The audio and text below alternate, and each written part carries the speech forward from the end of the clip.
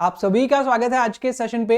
SBI clerk examination को आप target कर रहे हो, तो एसबीआई क्लर्क एग्जामिनेशन के लिए 0% सिलेक्शन की एक स्ट्रेटेजी में आप सभी के साथ में डिस्कस करने वाला हूं, जिससे आपके सिलेक्शन होने के चांसेस पूरे पूरे कितने हैं? 0%। ये बहुत इंपॉर्टेंट होने वाला है आप सभी के लिए एंड इस सेशन को कंप्लीट देखिएगा। बहुत सारी इंपॉर्टेंट चीजें मैं आप सभी के साथ में डिस्कस करने वाला हूँ, क्योंकि अभी ना काफी सारे स्टूडेंट ऐसे हैं जो पिछले 3-4 महीने से एग्जामिनेशन दे रहे हैं, अगस्त महीने से एग्जामिनेशन दे रहे हैं और वो एसबीआई क्लर्क एग्जामिनेशन में बैठने वाले हैं। ऐसे स्टूडेंट कितने? मोर देन 90% आपको मिलेंगे।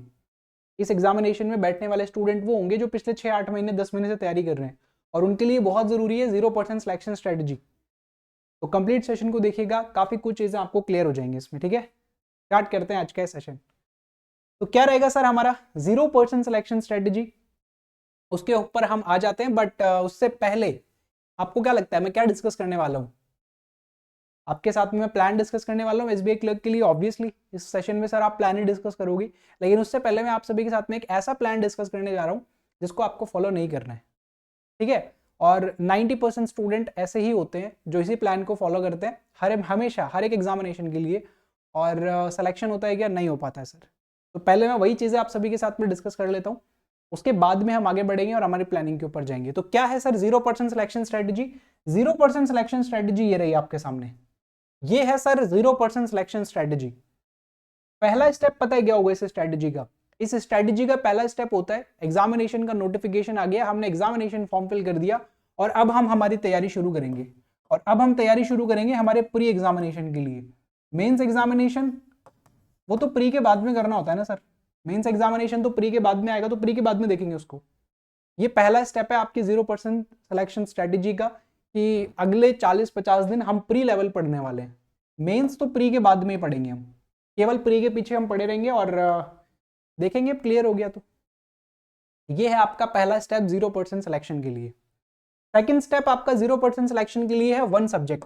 वन सब्जेक्ट मतलब या तो आज क्वांट पढ़ना शुरू किया, पूरे दिन क्वांट पढ़ रहे हैं, आज रीजनिंग पढ़ना शुरू किया, पूरे दिन रीजनिंग पढ़ रहे हैं, और बस ऑल्टरनेट डेज पे इनको चलते जा रहे हैं हम इसी पैटर्न पे, और एग्जाम हमारा आ गया। इंग्लिश इंग्लिश सर नॉलेज से कर देंगे जितना भी आएगा वहां पे। जीए सेक्शन, जीए कौन पढ़ता है यार? एग्जामिनेशन से पहले कौन पढ़ रहा है जीए? प्री के पेपर से पहले कौन जीए पढ़ता है?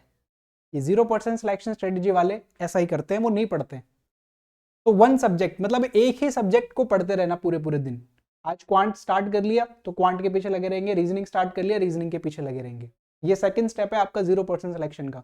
जीए सेक्शन को अवॉइड कर देना, ये आपका सेकंड स्टेप है 0% सिलेक्शन स्ट्रेटेजी का।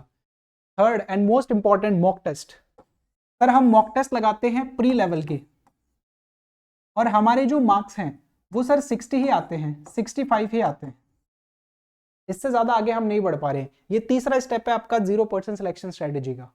ये आपके 60 नंबर आ रहे हैं, 65 नंबर आ रहे हैं, ये तो सर चिंता की बात है ना हमारे लिए। आप इसको कैसे डाल सकते हो 0% सिलेक्शन स्ट्रेटेजी में? अभी बताऊंगा मैं कैसे ये 0% सिलेक्शन स्ट्रेटेजी में है। तो ये तीन ही चीजें फॉलो करते हैं वो स्टूडेंट जिनका सिलेक्शन नहीं होने वाला है, जो इस स्ट्रेटेजी को फॉलो कर रहे हैं अभी। तो अगर आप इसमें से कोई भी स्ट्रेटेजी को फॉलो कर रहे हो तो आपको चेंज करने की जरूरत है। अब मैं आता हूँ क्या क्या चीजें बदलाव करनी है आपको। ये तो हो गई 0% सिलेक्शन स्ट्रेटेजी की। अब हम बातें करते हैं कि आपका सिलेक्शन अगर आप चाहते हो तो किस तरीके से चीजें आपको बदलनी पड़ेगी। आपको थोड़ा सा चीजें में बदलाव करना पड़ेगा अगर फाइनल सिलेक्शन चाहते हो, क्योंकि मुझे पता है आप अगस्त के महीने से पेपर दे रहे हो, आपने काफी सारे एग्जामिनेशन दे दिए, प्री एग्जामिनेशन आपके लिए बहुत बड़ा चैलेंज अब नहीं है, नहीं है मुझे पता है। तो फिर जबरदस्ती प्री के पीछे लगने का कोई सेंस नहीं है कि हम सिर्फ प्री और प्री ही पढ़े जा रहे हैं। तो अब आपको क्या करना है?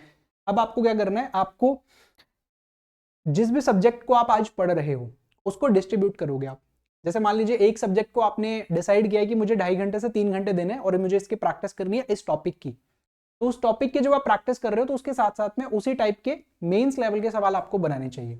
मतलब आपको प्री और मेंस के अलग अलग सेशंस नहीं लेने हैं, प्री और मेंस के आपको मिक्स सेशंस करने हैं। प्री एग्जामिनेशन के लिए तैयारी करनी है, अरिथमेटिक करना है मुझे इस टॉपिक के लिए, 2 टॉपिक मुझे करने, तो मैंने आज एक टॉपिक किया, और मेंस लेवल की मैंने डीआई सॉल्व कर ली। प्री लेवल का मैंने दूसरा टॉपिक कल उठाया, मेंस लेवल की मैंने डेटा सफिशिएंसी को सॉल्व किया। इस तरीके से आपकी प्लानिंग होनी चाहिए, क्योंकि प्री के बाद में मेंस के लिए टाइम नहीं मिलता है आपको, आप सभी को पता होनी चाहिए चीजें। तो आपका प्री प्लस मेंस दोनों एक साथ ही चलना चाहिए, पैरेलली चलना चाहिए। नो इफ नो बट, ऐसे हो जाएगा वैसे हो जाएगा, प्री नहीं होगा तो क्या होगा? अरे हो भी जाएगा तो क्या फायदा होगा फिर आपका, क्योंकि 10 दिन मिलने वाले हैं। अभी देख लेना एसबीआई पीओ में रिजल्ट आया, 10 दिन के बाद में पेपर है, अब 6 महीने का जीए देख लिया कैसा तैयार होगा आपका? नहीं होगा, डेफिनेटली नहीं होगा। फिर वही बात, अगले साल इंतजार करेंगे, अगले साल सेम स्ट्रेटेजी फॉलो करेंगे, प्री के बाद पढ़ लेंगे। तो इस पे काम करना पड़ेगा अब आपको, है ना, इस वाली स्ट्रेटेजी से हटना पड़ेगा और आना पड़ेगा, प्री प्लस मेंस पे आना पड़ेगा आप सभी को।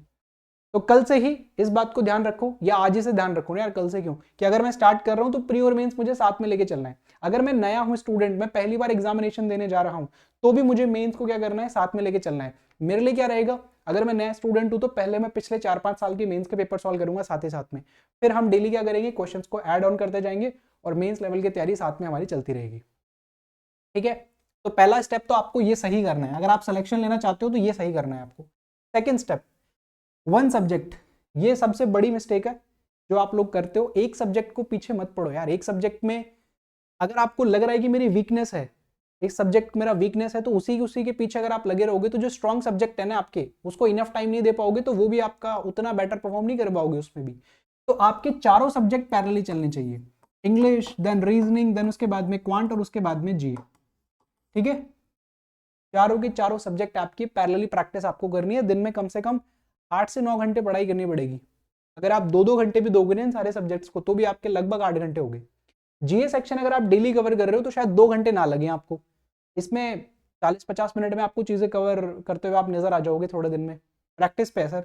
आज का मुझे करंट अफेयर तैयार करना है, सेशन देखा मैंने, जिसको भी मैं फॉलो कर रहा हूँ, पीडीएफ मैंने डाउनलोड किया, पीडीएफ से मैंने क्वेश्चन उठाए, सुबह एक आधे घंटे का सेट, शाम को एक आधे घंटे का सेट रिवीजन के लिए, मेरा 1 घंटे में जीए सेक्शन अच्छा हो जाएगा। 15 के आसपास सवाल डिस्कस करते हैं पर डे, 15 क्वेश्चन को तैयार करना, रिवाइज करना बहुत होता है आपके पास में 40-50 मिनट का टाइम। बाकी जो टाइम रहेगा वो तीनों सब्जेक्ट्स को डिवाइड करो, जो आपकी वीकनेसेस हैं उन पे काम करो। रीजनिंग पजल नहीं बन रहा है तो पजल के ऊपर काम करो। मिसलेनियस में कोई टॉपिक एक ऐसा है जो सिलॉग्स है, मान लीजिए सिलॉगिज्म में गलत क्वेश्चन हो जाते हैं, तो सिलॉग्स को टारगेट करो, अपनी वीकनेसेस पे काम करो। ये जो आपके पास में 40-50 दिन है ना, इसको इस्तेमाल करो अपनी वीकनेसेस को बेटर करने के लिए। ठीक है, प्लस साथ में प्री और मेंस की प्रैक्टिस तो चलती रहेगी, क्योंकि सिलेबस आपका कंप्लीट है, पूरा सिलेबस आप कर नहीं रहे हो, तो जब पॉलिशिंग ही करनी है तो फिर बेटर तरीके से करेंगे ना, सारे सब्जेक्ट्स को मिला के करेंगे, ध्यान रखना इस बात का। क्वांट सेक्शन डेली करना है। इंग्लिश वाला जो सेक्शन है इसकी प्रैक्टिस रेगुलर रखो, रेगुलर 1 आवर से सॉल्व करने की प्रैक्टिस बनाओ, चाहे आप न्यूज़पेपर से कर रहे हो, चाहे वेबसाइट से कर रहे हो, चाहे मॉक टेस्ट से कर रहे हो, 1 आवर से डेली आपको सॉल्व करना है। आर्टिकल बेस्ड भी और स्टोरी बेस्ड भी, दोनों तरीके से करो प्रैक्टिस। पहले स्टोरी बेस्ड कर लो, थोड़ा सा रिदम बनेगा, स्टोरी बेस्ड वाला समझ में आ जाएगा, तो थोड़ा सा रिदम बनेगा, लगेगा कि हाँ यार मैंने बनाया अच्छा खासा है। फिर आर्टिकल वाला ट्राई करना, आर्टिकल वाले में फिर वो कनेक्शन आप बैठा पाओगे। वरना क्या होता है कि एग्जाम के दौरान हम बैठे रहते हैं, आर से सामने पढ़ते हैं और हम रिलेट ही नहीं कर पा रहे, हम वो कनेक्शन ही नहीं बना पा रहे उसके साथ में, बार बार हमारा ध्यान हट जाता है। तो वो इसी कारण होता है कि हमारे रेगुलर प्रैक्टिस नहीं हो पाती है। तो प्री में भी हेल्प करेगा और मेंस में तो इंग्लिश हेल्प करने वाला है बहुत ज़्यादा। तो चारों सब्जेक्ट्स को बराबर लेके चलना है, ये आपका सेकंड काम होना चाहिए। ठीक है, third and most important, mock test. Sir mock test में हमारे 60 और 65 नंबर आ रहे हैं, मुझे मैसेज आएंगे बहुत सारे, अभी ना 15 दिन के बाद में देखना, मुझे बहुत सारे मैसेज आएंगे, स्क्रीनशॉट्स आएंगे, सर मेरे नंबर नहीं बढ़ रहे हैं, वो रोने वाले इमोजीज वगैरह आते रहेंगे। फिर मैं उनसे स्क्रीनशॉट मांगता हूँ ना, तो उनके नंबर मिलते हैं 60, परसेंटाइल मिलता है 94, नंबर मिलते हैं 65, परसेंटाइल मिलता है 91, नंबर मिलते हैं 57, परसेंटाइल मिल जाता है 98, 97 के समथिंग। और वो यहाँ ध्यान नहीं देते हैं, वो सिर्फ यहाँ ध्यान देते हैं कि सर पिछले साल का कट ऑफ तो 80 नंबर पे था, मेरे तो 57 के आसपास आ रहे हैं सर, मेरे तो 60 के आसपास आ रहे हैं, मेरा तो सिलेक्शन ही नहीं होगा सर, मैं क्या करूं, मुझे कुछ ऐसा बता दो कि मैं इस एग्जामिनेशन में ना 90 नंबर ले आऊं। ये सबसे बड़ी गलती है आप सभी की। आपको समझना पड़ेगा कि आपके जो एग्जामिनेशन है ना, उसमें मॉक टेस्ट का लेवल और रियल पेपर के लेवल में फर्क है। मान लीजिए कि अगर मैं बात करूं, ये रियल लेवल का पेपर आपका इस लेवल पे है, रियल लेवल का पेपर अगर आपका इस लेवल पे होता है, तो जो मॉक टेस्ट बनते हैं ना वो इस लेवल पे बनते हैं। और जरूरी भी है आपको खराब से खराब सिचुएशन के तैयार करने के लिए। अब 100 बच्चे इस मॉक में बैठे हैं, 100 बच्चे इस मॉक टेस्ट में बैठे हैं, मान लीजिए रियल पेपर भी यही है आपका, तो 100 बच्चे इसी एग्जामिनेशन में स्कोर करेंगे ना। उस एग्जामिनेशन का अगर एवरेज स्कोर निकल के आ रहा है 64, 65, परसेंटाइल आपका बन रहा है 95 बन रहा है, 90 से ऊपर बन रहा है आपका परसेंटाइल, 93 बन रहा है, 95 बन रहा है, तो इस एग्जामिनेशन को क्वालिफाई करने के लिए इतना ही चाहिए था। ये जो सेट ऑफ क्वेश्चन तैयार किया गया 35 नंबर का, मान लीजिए क्वांट में 35 नंबर का, रीजनिंग में और 30 नंबर का इंग्लिश में, इस पूरे के पूरे सेट में आप सभी को स्कोर ही 65 करना था, वो बेस्ट स्कोर था इसका, वो आपने कर दिया, आपके परसेंटाइल अच्छे आ गए, आपका सिलेक्शन हो जाएगा। मॉक टेस्ट में स्कोर नहीं चेक करना है, ध्यान रखिएगा इस बात का, आपको परसेंटाइल चेक करना है। ऐसा भी हो सकता है कि आपकी मॉक टेस्ट में नंबर 82 आ गए, लेकिन परसेंटाइल आप देख रहे हो सर 71% है, परसेंटाइल आप देख रहे हो 75% है, तो क्या ये 82 हमारे काम के हैं? नहीं है, क्योंकि इसी एग्जामिनेशन में स्टूडेंट, इसी सेट ऑफ क्वेश्चन में स्टूडेंट शायद 90 प्लस स्कोर कर रहे हैं, 95 स्कोर कर रहे हैं, उसमें आप 82 कर रहे हो तो भी अच्छा नहीं है।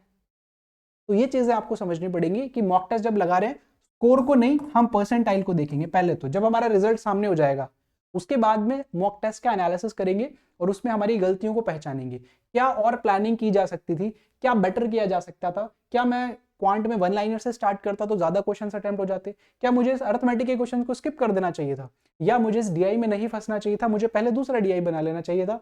ये सारा एनालिसिस करके आप सभी को क्लियर हो जाएगा। तो मॉक टेस्ट की प्रैक्टिस होनी चाहिए आपकी कुछ इस तरीके से, सारे के सारे सब्जेक्ट्स की आपको प्रैक्टिस करनी है, प्री और मेन साथ में लेके चलना है। ये प्लानिंग से अगर आप चलोगे तो सिलेक्शन होने के चांसेस हैं, वरना 0% सिलेक्शन की स्ट्रेटेजी तो यहाँ पे मैंने पहले लिख दी थी, वो आप सभी के साथ में यहाँ पे मैं ऑलरेडी डिस्कस कर चुका हूँ। ठीक है, प्लानिंग स्ट्रेटेजी क्या रहेगी आप सुनो ध्यान से। सर प्लानिंग बता दो, स्ट्रेटेजी बता दो सब्जेक्ट वाइज, तो मैं ये कहूंगा कि आप सभी को ना खुद के प्लान्स बनाने हैं, खुद के आप सभी को प्लान्स बनाने हैं इस बार सब्जेक्ट वाइज। अभी तक आपने सारे टीचर्स को ट्राई किया होगा, सारे टीचर्स की स्ट्रेटेजी ट्राई करी होगी, एक बार आप खुद की स्ट्रेटेजी बना के देखो, क्योंकि ऑलमोस्ट सभी के सभी स्टूडेंट्स का सिलेबस जो है ना वो तैयार है। प्री में भी कई बार एग्जामिनेशन में बैठ चुके हैं, मेंस में भी काफी स्टूडेंट बैठ चुके हैं, ऑलमोस्ट सिलेबस सारा का सारा तैयार है। ऑलमोस्ट आपके पास में एक्सपीरियंस भी है, लगभग सभी के पास में पिछले 3-4 महीने में जो एग्जामिनेशन दिए हैं, उस पूरे एक्सपीरियंस को इकट्ठा करो, सारे के सारे यूट्यूब वीडियोस हटा दो, सारे के सारे आपने जो भी पेड कोर्सेज लिए उनको एक बार छोड़ो, सारे के सारे टीचर्स को साइड कर दो, कहो कि मैं एक बार खुद का प्लान बनाने वाला हूँ। एक पेन और पेपर उठाओ, पेन और पेपर उठाओ और उस प्लान पे काम करो। अब ये प्लान बना लिया आपने सब्जेक्ट वाइज, इसको 10 दिन लगातार फॉलो करो और आप रिजल्ट खुद ही देखना कि आपको रिजल्ट मिलेगा। ठीक है, ये उन स्टूडेंट्स के लिए मैं बात कर रहा हूँ जिनके पास में ऑलरेडी एक्सपीरियंस है, जो काफी एग्जामिनेशन दे चुके हैं अभी तक और जिनको सिलेबस कंप्लीट हो चुका है, काफी ज्यादा अवेयर है वो एग्जामिनेशन को लेकर। तो एक बार आप खुद का प्लान बनाओ। ठीक है, गलतियां क्या क्या नहीं करनी है वो मैंने आपको बता दिया है। एक सब्जेक्ट के पीछे नहीं पड़ना है, प्री और मेन साथ में लेके चलना है, मॉक टेस्ट में पहले परसेंटाइल देखेंगे फिर एनालिसिस करेंगे उसका। बाकी आपकी जो प्लान रहेगा सब्जेक्ट वाइज वो एक बार आप खुद से प्लान बना के देखो, सिर्फ और सिर्फ 10 दिन फॉलो करो, 10 दिन, सिर्फ और सिर्फ 10 दिन फॉलो करो। अगर आपको रिजल्ट नहीं मिल रहा है, मान लीजिए आपको रिजल्ट नहीं मिल रहा है, तो आप मेरे पास में आ जाइएगा, फिर मैं आपको प्लान दूंगा कि आपको किस तरीके से करना है। 10 दिन अगर आपने बनाए हुए प्लान को फॉलो कर लिया ना, 11वें दिन आप ये कहोगे सर मैं काफी ज्यादा बेटर फील कर रहा हूँ, पहले से काफी बेटर फील कर रहा हूँ और कॉन्फिडेंस भी आ गया मेरे पास में। ठीक है, तो इस तरीके से आपको एग्जामिनेशन की तैयारी करनी है इस बार। सारी चीजें मैंने आपको बता दी है, किन चीजों को अवॉइड करना है, किन चीजों को साथ में लेके चलना है।